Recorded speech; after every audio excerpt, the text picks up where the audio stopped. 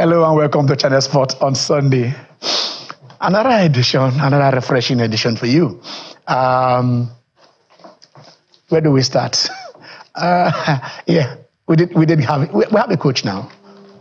The Super Eagles have a new coach. He's French. So we're going back to the era of Philippe Trouchet. So we have a French coach who will take charge of the Super Eagles. The NFF just announced that during the week. And I don't have an opinion. The Australian Open has just kick-started today. Aryna Sabalenka, top seed, back-to-back defending champion. World number one is good. She's going for a third win on the trot. And the last person to have done that was Martina Hingis. There are two Martinas. One was named after the other. Martina Hingis was actually named after Martina Navratilova. So it tells you that one of the greatest tennis players of all time. The mother coached her, and then she was the last person actually to have won the Aussie Open 3 years in a row. So that is what Aryna is starting to achieve. And this morning, about an hour and a half ago or so, she did dispatch Sloane Stephens. Sloane Stephens, maybe Jimmy will talk about her in that battle she had with the Belarusian.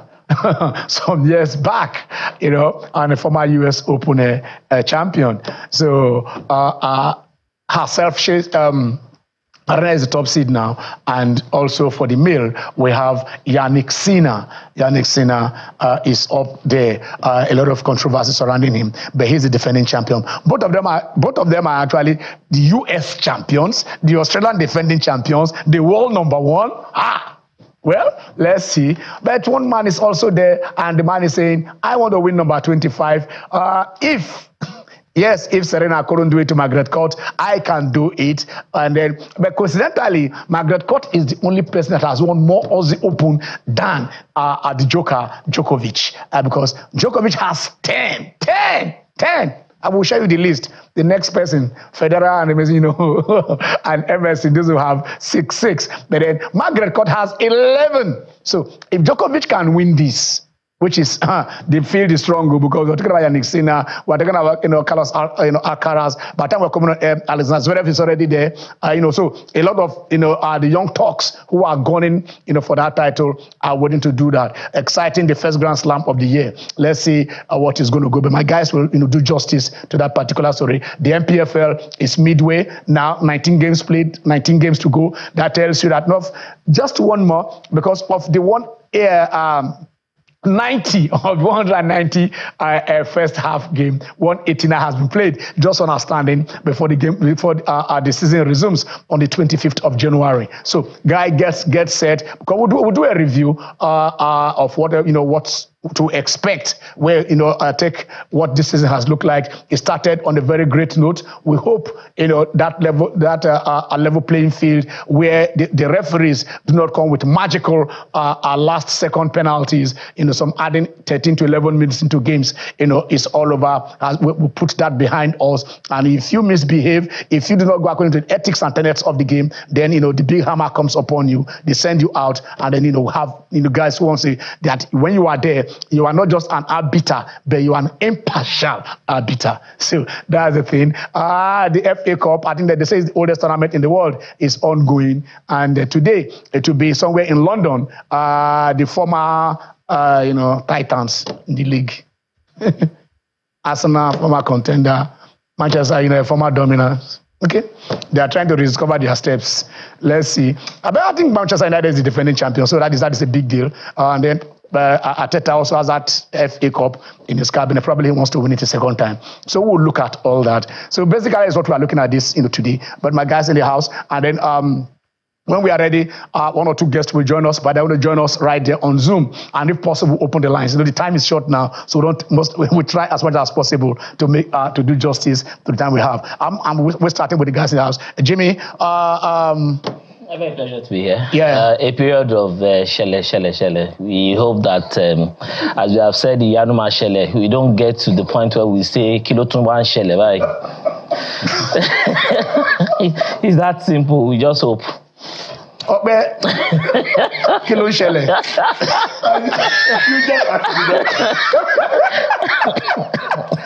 Ken, I think we all should be mindful of the what the African Union stands for.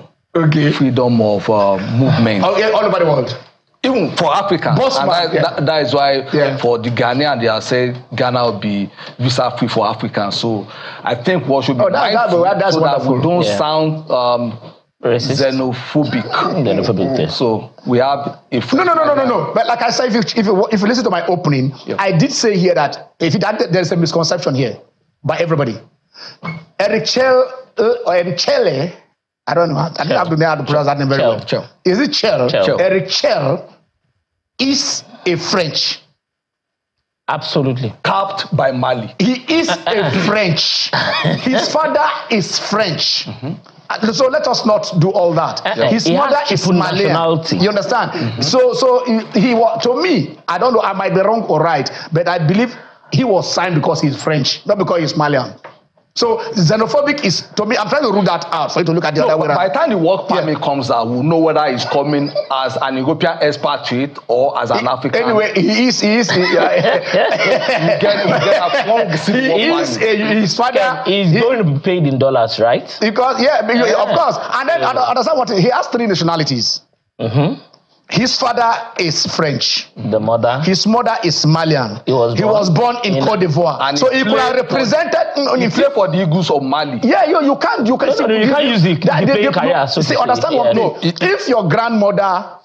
Ask Jimmy. If your grandmother is from any country or your grandfather in anywhere, you can represent them. FIFA says you can represent that country naturally. Absolutely. You understand? You don't have to say, I want to go and change nationality. That as long as you have that. So that I'm telling you here, I am saying that he has 3 nationalities. Yes. But he was not signed because of the Malian one. Exactly. He was signed because of his French one. Absolutely.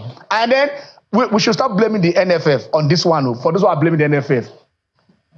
NFF, you saw that release. It was based on the recommendation of the technical committee. If una dey fight, una won't fight. Make una fight when I go to the technical committee. They recommended him. That is the story. Catalan. Today the Super Cup. It's good to be back. My great grandfather is actually Liberian. It's like, oh, good. So you can represent Liberia. I will probably get the job next. The Super Cup between Real Madrid and Barcelona. Hoping to see some fireworks today. Hoping to see some fireworks today. All right. I don't know if the executive director of GTI Asset Management is joining us. Is Nelson ready to join the house? Because we want to take you and then move on. Is he ready? All right. Okay. And Nelson has been on this show before. This is not his first time. We're not baptizing him again. He has already been here before. He is the executive director of the GTI Asset Management. Those are the guys who are managing the league. When I mean the league, now the NPFL. And they said that they have a dream, but want to see, like the last time he was here, they were just starting. Right now, at least they've spent about 2 seasons now to the 3rd season. I want to know, we want to know, Nigerians want to know, how far the journey has been. And then, where we are. Nelson, are you okay? Nelson, are you with us? Can we hear you? Good afternoon. Good afternoon. Good afternoon. All right. Don't mind his voice. So his voice is. I don't want to say your voice is feminine, but they accuse me of being whatever. They've already accused people of xenophobia already on the set. Nelson, the last time you were here, I think that was 2023. We did look at. The league, when you guys were coming and enthusiasm and all of that.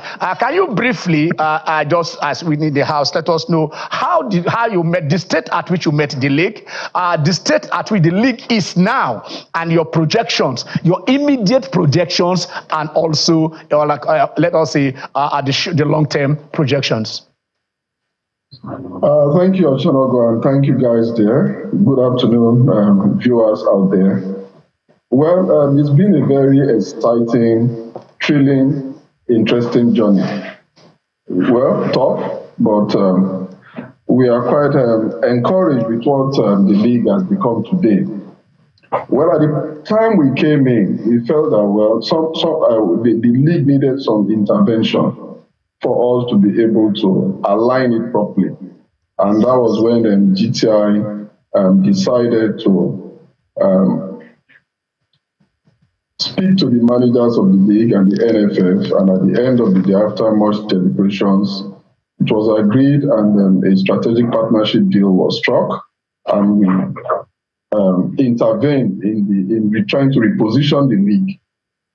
Initially, a lot of people were not convinced that we could do it, but with the support of the NPFL board, the management of the board of the Nigerian Football Federation, today, 3 years running, a lot of people can attest to the fact that there's so much progress in the league now. So much has been achieved, but that does not mean that we've actually reached our destination. There's quite a lot to be done in every aspect of the game. But today, what we have achieved is to first of all stabilize the league, and the league is relatively stable today. But again, like I said, we've aligned the fixtures of the league with the international calendar. We are in the off-season today, and if you look at it, before we came in, that was a problem trying to be managed. Again, a lot has been achieved in terms of incentives to winners of the league, because we felt that you play 38 matches in a season. At the end of the day, the effort should be worth the while, and we felt that the incentive is a very key motivating factor to improve the competitiveness of the league. And I think today, Nigerians will attest to the fact that the competitive balance of this league has improved significantly. And we always make that room for improvement. So, and again, with referees, I think the referees are happy with the kind of arrangement we have today. There's more transparency, accountability, and so much has been achieved. And like I will always mention, we also enjoy the support of the NPFL board and the board of the Nigerian Football Federation to be able to achieve all this. But the journey is still ongoing, and we hope, and our target is to make the Nigerian league the best league in Africa, and we feel that that can be achieved with all hands being on deck. Thank you. You did talk about where did they make this happen? Money, without funding, we keep on running down there, and that is why probably those that have the power now to run the league are state governments, state governors.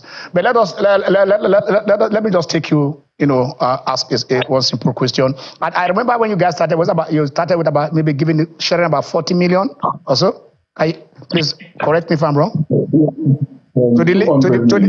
How much? To the clubs. We started the first season, second season, another 200 million. 200 million. No, the first season is how much? First season?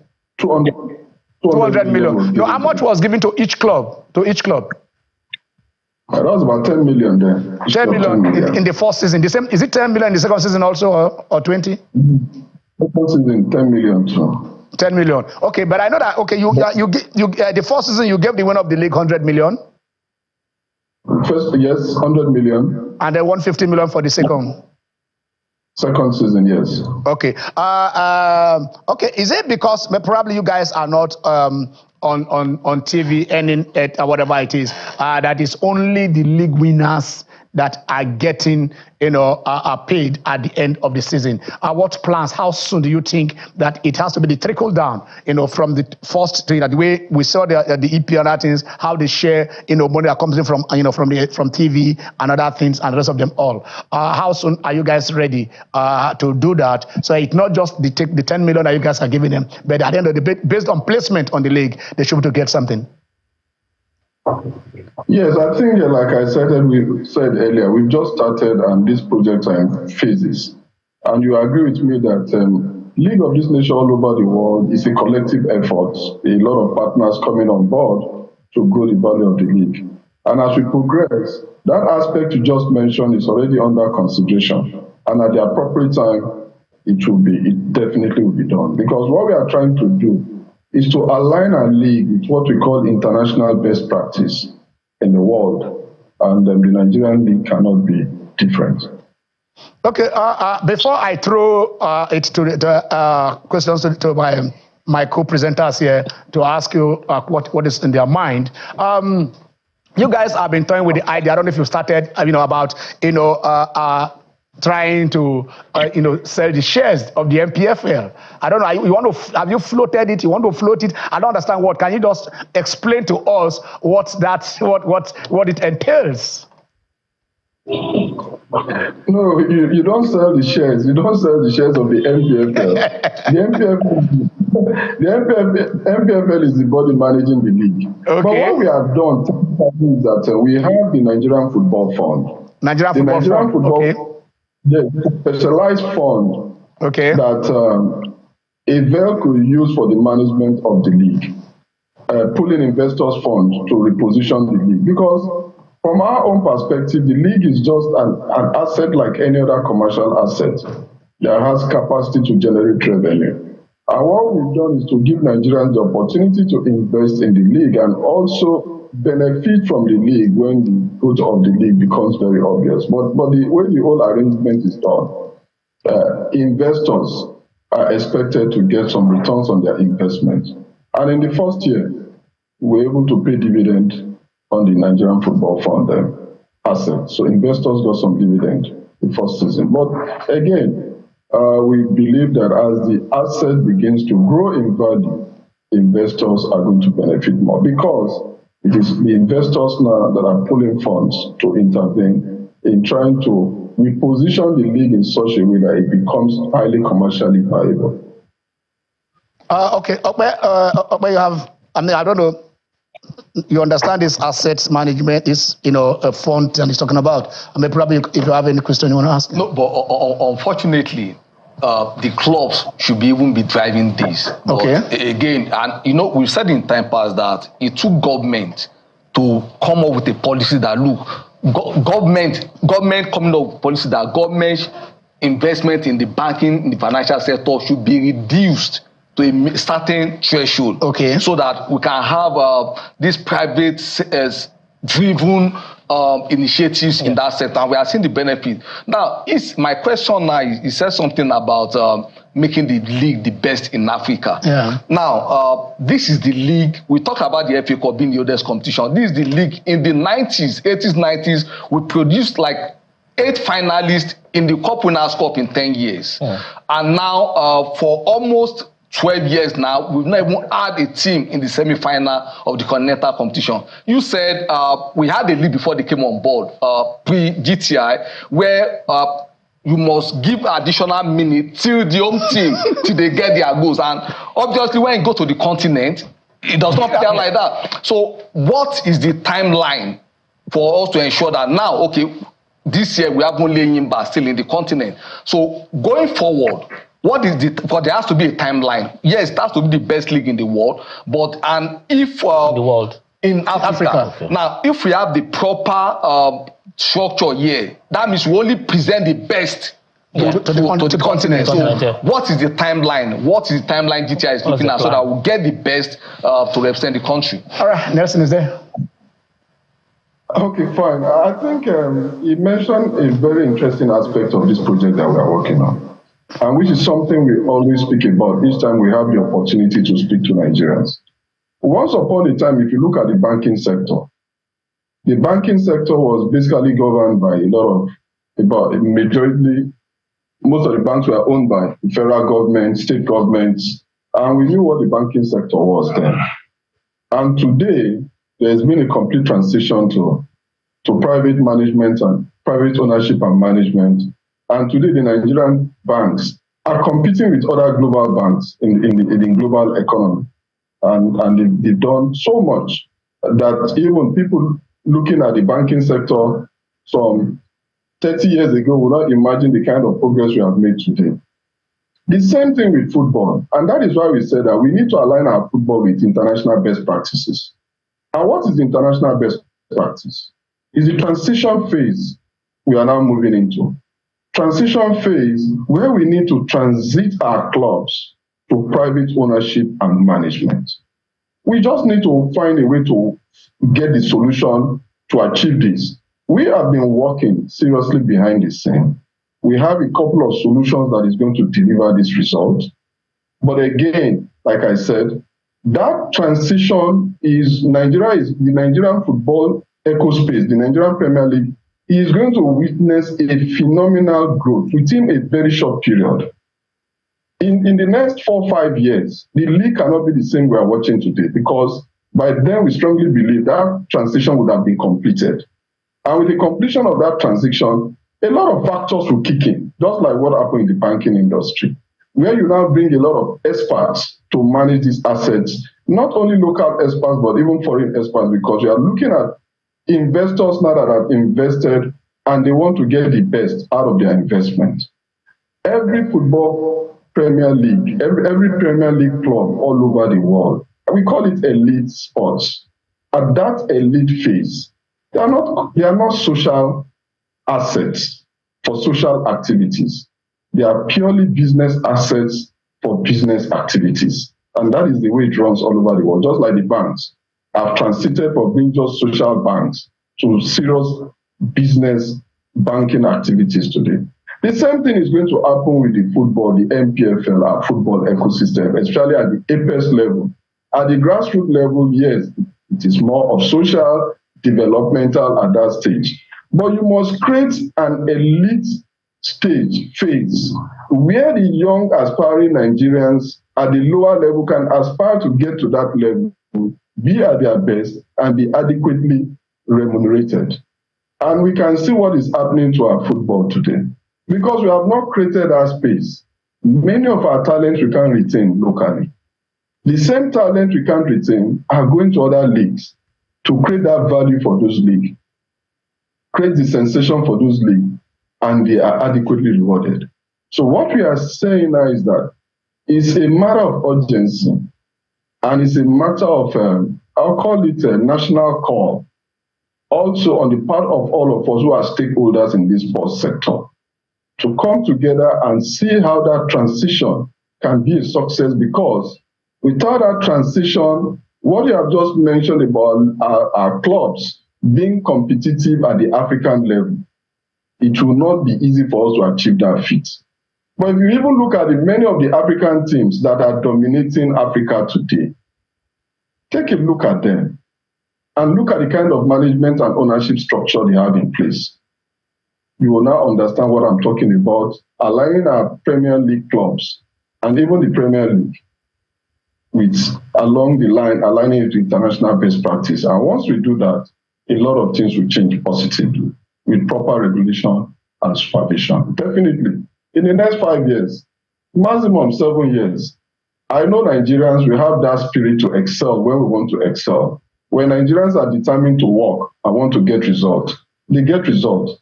And we are putting that Nigerian spirit behind this project. And I can tell you, in around 5 to 7 years, it's going to be a different ballgame completely.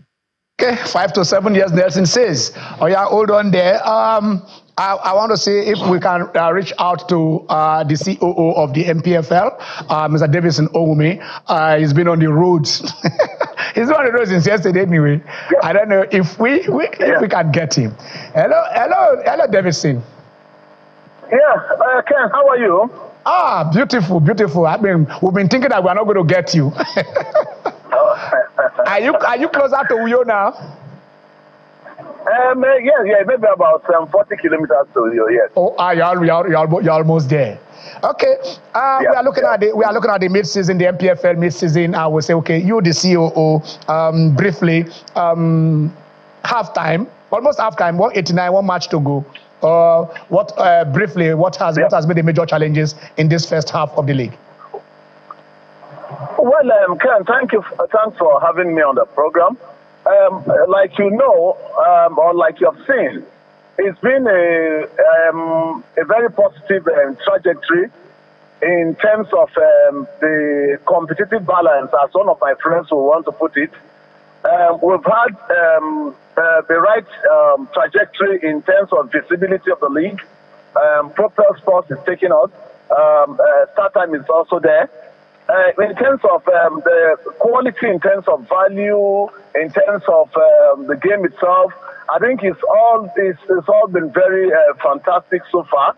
And with the backing of our strategic economic partners, I think we've been able to move it or to shape the league and put it on the positive trajectory, although we are not yet where we want to be. I think so far so good. We've had some very good improvement in the league. Where do you want the league to be? We want the league to rub shoulders with its counterparts, the EPLs of this world, okay, the La Ligas of this world. That is what I think that our potential. We have the necessary potential to make it big, okay. So that is where our vision is, and we are very, very optimistic that with every hands on deck, then the sky is going to be our limit. Nelson Ine is also your partners, your GTI partners, is also on this show, and he's talking about the structure of the club. Do you envisage that probably in the next 2 or 3 seasons, or in the next 10 years, when do you think that the clubs can be financially viable and stand on their own, earn revenue, on their own as professional outfits and not dependent on the taxpayers' money? You are very correct. You see, Rome was not built in a day, okay? And you can see that this journey with GTI, with the new board, first of all, I must give kudos to those that, accepted the GTI strategic partnership, the former minister, Sunday Dare, the board led by Legwele, I think they had a vision that is good vision that was so selfless, to drive a system or to accept a system that brings in transparency, okay, into our, and sustainability into the league. And on that balance, whatever our projections are, infrastructural projections, administrative projections, we need to anchor it in tune with, the foundation that we are creating today. Now, coming into the area of, we still have a lot of things to accomplish.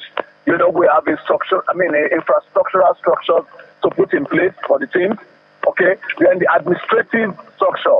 That is where the club ownership, private sector driven this. That is where they come in. And from what is happening today, we begin to see that if more finance comes into the league via investment, then what will happen is that it will drive investors to start thinking, private investors to start looking at, if you look at the NNL at today, you see that there are a lot of private driven teams in the NNL.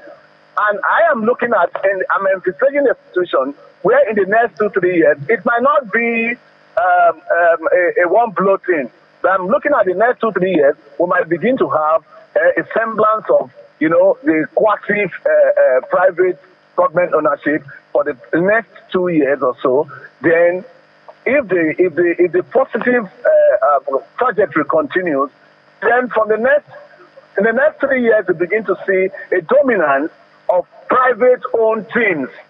Okay, that is coming to build on the infrastructural development and administrative platforms created by the relationship between GTI, our strategic partner, and the current league body. So if this continues, we will now transcend, we'll gravitate towards, that private ownership. That is what I'm looking at, Ken. Okay, that is good enough. We'll throw that question to Nelson later on, but let me just ask you this: do you assess the quality of play of the league vis-a-vis not just, the input from the bench and also the input? We're talking about assessing the referee. You assess the referee. Do you assess the coaches and also assess the players? Do you have any form of assessment for them? I think the biggest mistake one will do in life is to accept that there is perfection anywhere. Okay, but be that as it may, I can tell you that the league, for instance, quality of play with what the Shan team did is a reflection of what the advancement in quality of play of the domestic players is what you saw in the Chan Eagles. Okay? Now, if you come in terms of coaching, gradually you are beginning to see that is the foreign legion, that is our ex-players, they are all taking over teams. Okay? Look at again, you see that there is a positive trend. Ijaya is back, Babangida is back.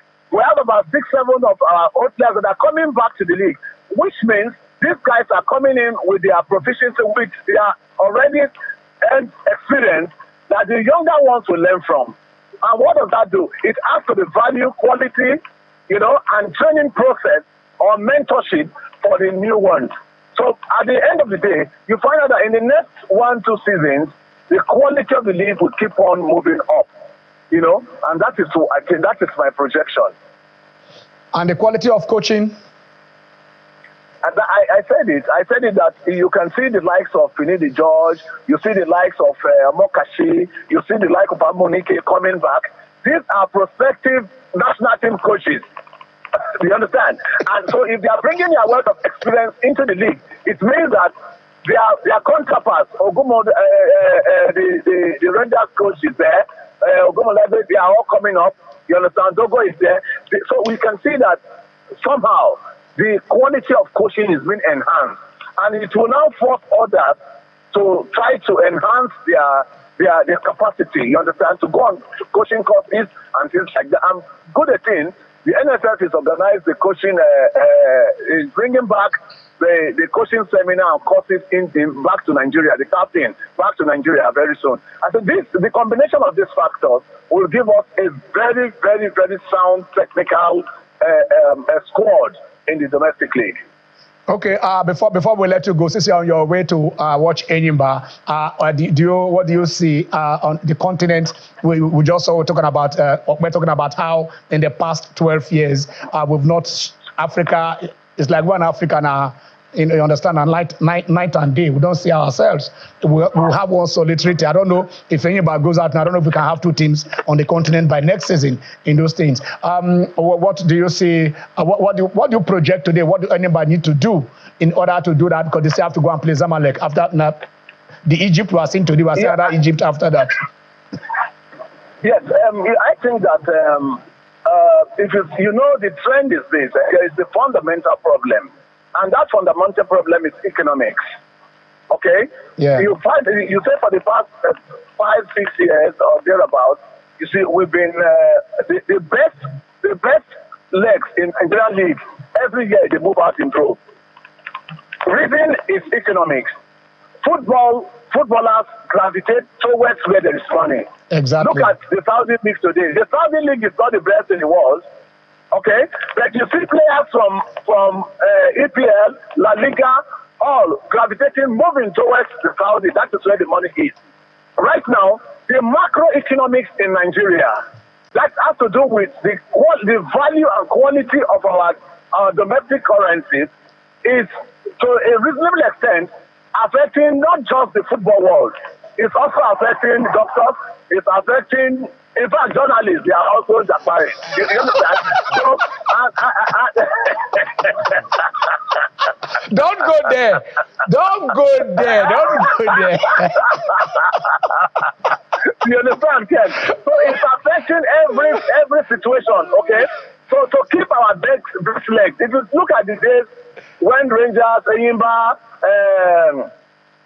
National and those teams, when they were thriving up to the semi-finals of the Confederation Cup, and you see, you find that the currency was a little bit stable.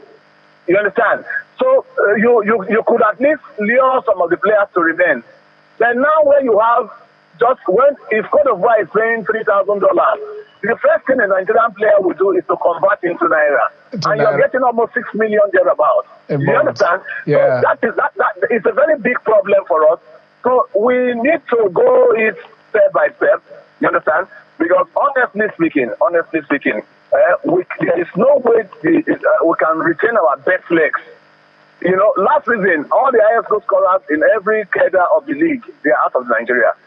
The best goalkeepers, they are out of Nigeria. Do you understand? So it has to do with the economics. Okay, but as we try to improve our domestic football, once we bring in enterprise and people are paying, clubs are, companies are investing, private sector, they are making their investment. What we'll find out is that we can at least attempt to retain the best legs. You understand? To retain the best legs, and that will keep us going, Ken. Davidson, when I look this your head there, I don't remember those goals the way you score. You know understand? So you would have gone into coaching, so that you would have been teaching them how to knock those goals in the net. But we love your forthrightness. Anytime we speak with you, we love your forthrightness. Thank you so much, Davidson. Thank you. Let's go back to Nelson. I wish Enyimba good luck while you are also going, so that when you come back, you go there happy. Thank you, Davidson. Gentlemen, you heard him. That's Davidson Sunday. It's good to watch Enyimba versus Al Masry. Yeah. Can we just give Nelson one more question? Jimmy, you have any questions? So basically, it would be nice to know what they are doing to retain the legs. Drive number. No, I mean, we know the problems. How do they intend to drive numbers in terms of social media engagement, in terms of fan engagement, in terms of hospitality, in terms of ticketing, in terms of merchandise, in terms of making sure all the clubs, as much as possible, they have not only web presence, but they have core engagement with their fans, because that's the only way that they can have that sort of exposition, and people will start, even people from their states will start buying into the different club projects. You had him. How often do you often have that engagement with the clubs in order to carry out what Jimmy has just asked you? Go into that. Yes, again, Jimmy, thank you very much for that question. Thank you. I totally agree with you. It's about numbers, bring the numbers, the eyeballs, the followership, the engagement, which is very, very important in any sports business in modern times. And well, with the clubs, we've been having some trainings with their media officers and their social media handlers. We've been having some engagements with them. That interaction, telling them the new order, the new direction to follow, because it's a collective thing. We need to drive those numbers from all the various units that are involved, not just from the center alone, but from the various clubs. And also it has to do with also the knowledge that we need to impact for them to understand the importance of driving these numbers and how it's going to add up and create more value for the sports asset. So we quite appreciate that aspect of this project, and we are definitely doing something to increase the numbers. We are working on that. Finally, Nelson, before we go, because so that we can touch on that. So today, of course, we devoted it to the league. He said something that, I asked a particular question, transitioning. He talked about quasi government, private in the next 2-3 years. What is your timeline? Like Obe has asked you before, what is your timeline in the transitioning, to proper private ownership of the elite football clubs in the country? The maximum I will give it is 3 years. It's a matter of urgency, whether we like it or not. If we want to get the results we are looking for, certain fundamentals have to shift, or else those results will not come. And we've looked at everything holistically, and we've come to realize that that is a major driver, a very serious major driver. And it's very, very important because, you see, certain aspects of business must be given to the experts to run. There's no way you can run them with different mindsets and get results, desired results. So the transition thing we are looking at, like I said, is all of us coming together to tell ourselves the truth and willing to do the right thing to get the right result. Because we all know what the right thing is. We know. But the question is, what solution are we going to deploy? We are going to deploy a solution that will make the whole transition very seamless, and at the end of the day, the football ecosystem will be better off for it. Ideally, a league of this nature should be contributing to the gross domestic product in terms of taxes and so many other things. Like Jimmy asked about growing the numbers. To grow these numbers, we know that certain fundamentals must change. And for those fundamentals to change, this transition process is just like what should have happened since yesterday. So we don't really have much time. It's not something we can drag our foot on. It's something we must face headlong and get it, put it in place. Because some of these things we're all craving for now, when you put it in place, definitely you are going to see the result. We are all seeing the result in the banking sector today. It is obvious. If we have left the banking sector in the format it was, where most of the institutions were owned and managed by the public sector, I'm sure, yes, we'll make some progress, but I don't think we'll have made that kind of significant progress that we are seeing today. So we want to make significant progress with this project, with the football ecosystem.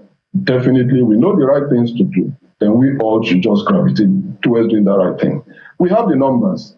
In terms of making Nigerian league the best, Nigeria has the population, the numbers, like Jimmy said.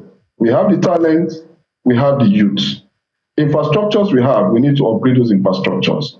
And in terms of technology, we need to bring technology into this whole arrangement. In terms of the expert, not just bringing technical experts, we have to bring in technical experts, marketing experts, business experts into this whole arrangement. Without that, the progress is going to be very slow. And we don't have the patience for that slow motion. We want to get on it and want to achieve results as soon as possible for the interest of our youth today and even the generations to come. Because when it works well, it's going to benefit every stakeholder in this ecosystem and it's going to benefit the country at large. Just like the kind of benefits the banking sector is giving to the country today. The banking sector is expanding into Africa, expanding into other countries. Why? Because they are running with the right structure in line with international best practices. So our league must run with the proper structures in line with international best practices. For us to. Thank you. All right. I think with that, is it a fitting place to draw this discussion close. Next thing, we'll still be reaching out to you guys. We're monitoring you, and then you also can reach out to us anytime you want. Let us know how we are progressing. We'll go check on our scorecard and see where you guys are. Where we'll go mark on our good, we'll do it. Where we'll go put comma, we'll let you know, and then we'll know how to move. Thank you guys. Thank you for joining us. It's been a pleasure speaking with you. Thank you, Jimmy. Thank you, Okbe. Thank you, everybody out there. And thank you, Nigerians. All right. Thank you. Okay, we'll go straight to Australia. Australia Open starts today. Number 25. The Djokovic have won in Why him. did you face up? Are you the one? You want to mark? You want to mark? You're holding blue biro. You're holding blue biro. You want to mark? You want to mark with red. Channels is blue. Yes. Ken, I think if you put into context what he has achieved in Australia, yes, Margaret Court at 11. That was at the time nobody was going to Australia. True. Those are the numbers. So for what he has been able to do, I think they say in the scripture, Ebenezer, Itado and the Lord helped us. No 25. The great Rod Lever, of this arena we are playing most of these things. Exactly. I think it says a lot about what Djokovic had achieved on, the hard courts, and I think going for this particular one, it's hard to see what he's going to do beyond Alcaraz and Sinner, but you never can put it. You cannot underestimate what he can do. If it comes good, it comes great. That's it. He's well rested. Okay, Djokovic is well rested now, but again, his time is past. His time is past? Shockingly, he's saying his time is past. The reason why I do not necessarily agree with Okpe is because we've seen time and again, Djokovic seems to go down. It just comes up. The way we wrote out Roger Federer, we wrote about for and he still came back to get a couple of grand slams. No slam for Novak last year. Yeah, of course. So I think we need to respect the talent of Sinner and Alcaraz. We need to respect again. Like I understand where you are coming from, but you also understand when they had issues with all this Pepe Imas that he had to start invoking different things, but he came good. You respect his talent, but the truth is, even the Sinner and the Alcaraz, they respect this man. When he gets on the court, when he gets to Australia, he's always absolutely indomitable. when he plays on the court. So they have to be at that depth. Indomitable, and they share the slant like I'm not one to dwell on has-beens, but I remember that season with the COVID drama and this was Australia. So maybe if he had played, we would not be talking about. I thought that maybe he would have won that. Probably. So you don't want to withdraw. He came back and won it after. Can we take 1 or 2 calls if it is possible? So maybe Nadal so that let us not sideline our callers. Can we take 1 or 2 calls if it is possible on this show? And let us also look at the seedings now, because at top there, talking about Yannick Sinner and Arena Sabalenka, 2 titans. Like I said, they won the Aussie Open, they won the US Open, they are world number 1. They are going for the consecutive third. I mean, consecutive third. Yeah, Sabalenka is going for back to put it. I mean, this lady has done very well. Apart from myself and Coco.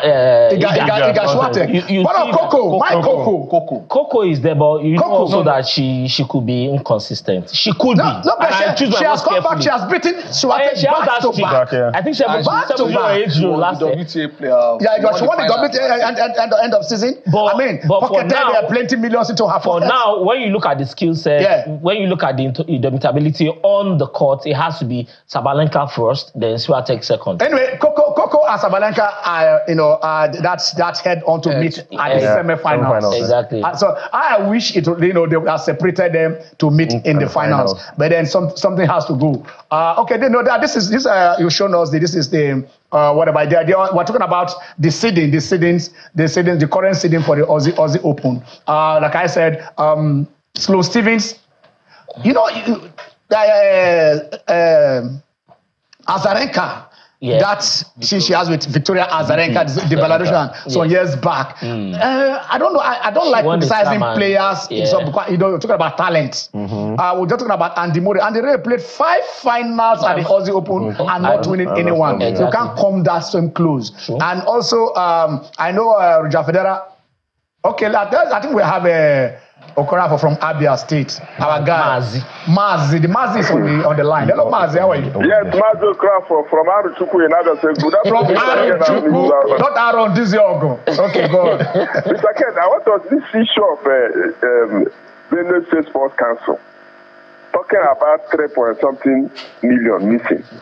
And they said the panel, they've seen 1-point-something billion.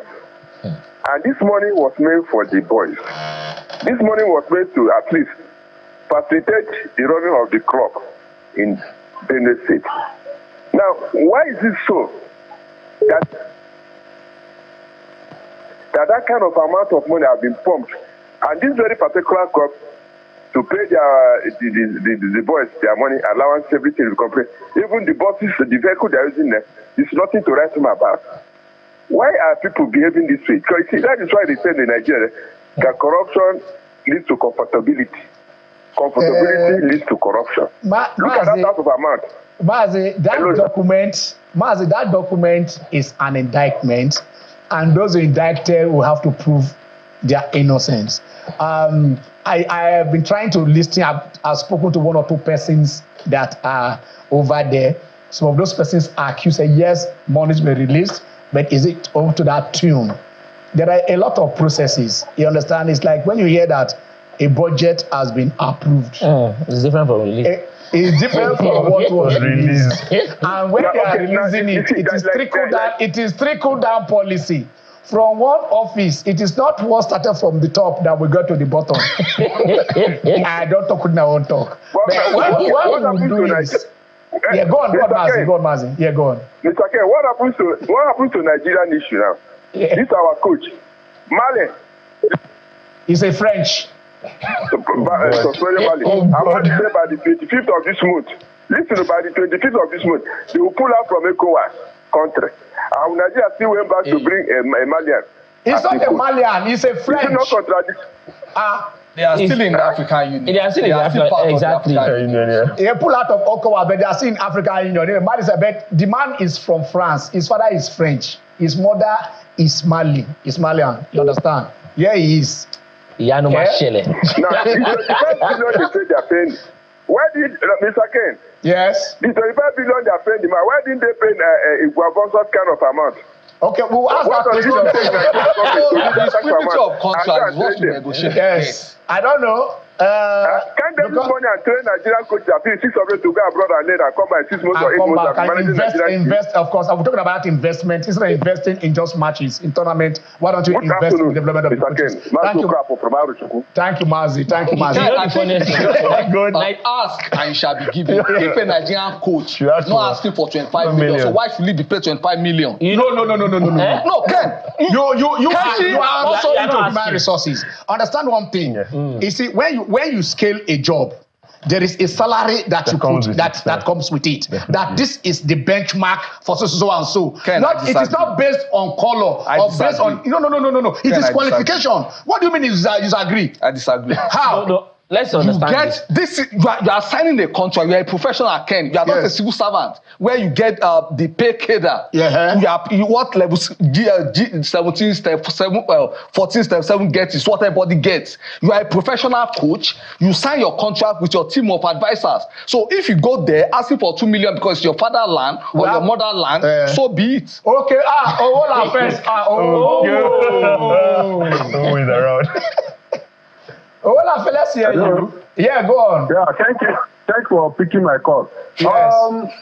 First of all, I want to ask about the statement, the issue they make on, I think, Thursday or Friday, that the coach is coming on Saturday, and on Monday, they will do the needful to us. That's number one. Number two, okay, we have changed in Kwara United, we have information.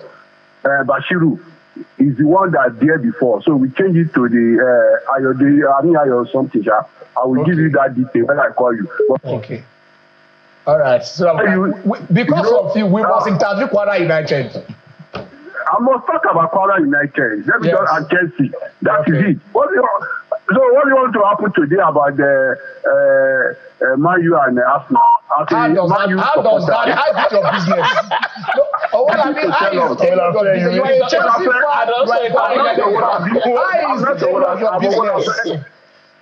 my business is that you, I want them to beat you. That is it. Okay, thank you. Thank you very much. It is not your beating. From the man when you go to the London, you got it there. Oh, thank you. Do you know Owo called me this morning? I saw a call. I was saying what? I didn't recognize him. I saw Wale Coast or something. Then I have to make him because I was on another call. Later I called back. I said, who is on this line? He said, it's Owolafe. He had to banter you. Not only, he asked me a question, and you know what he now said? He said, because he knows that I'm supporting NFF. Okay, we are closing. Okay. What is happening at Emirates today? Arsenal for the win. It's going to be very tough. Okay. It's going to be a very competitively balanced game, just like competitively balanced game. What is happening at the Emirates? Support your manager, Ken. Okay, support your manager. I will support it more. Yes. What is happening at the Emirates? At the Emirates, I don't know, Ken. Okay. I really don't know. I don't know. I know. Well, if wishes were horses, I want to say this. Okay. The city of Manchester is always united. It's the city of London United. I'm Kenneth Onago. God bless Nigeria.